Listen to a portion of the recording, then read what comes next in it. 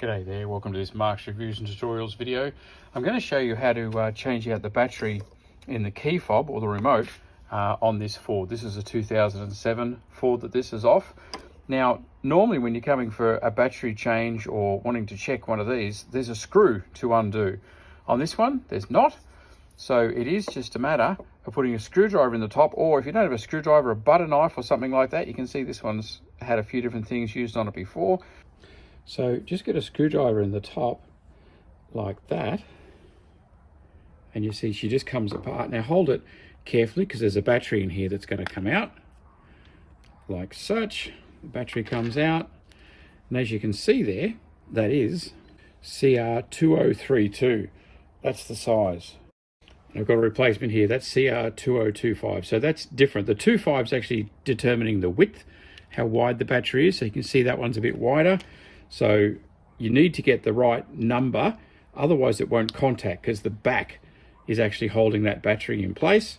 So if you've got a narrower battery, it won't contact properly and won't work. So CR2032, battery out, new battery in, just like that, hold it in place and put it together. Click like that. And make sure it goes down all the way around because that means your battery's in place. Then obviously you can go off and check it and you're all good. Now, this one, the battery isn't the problem. It is actually something else that is the problem. And I'll show you, I've just fixed this one as well. Not gonna come off now, come apart, battery out. Now, the next level, you can pick this up, and the little rubber bit comes out just like that, and you can pull that rubber face off, and in here, you've got all the buttons. These guys here, you can check them. You should be feeling a bit of a click. You can see this one here, it's a bit mucky and so forth. They do get a bit of dirt and stuff into them. This button here, which is the most common used one, obviously the unlock, was just a bit stuck. So I was able just to work it, actually just with the point of the screwdriver like this, and just work it up and down because it had just become stuck. And all of them actually came loose just by doing that. Now you can also get the tiniest, I would try to do it like I did first to see if you can't get it to work.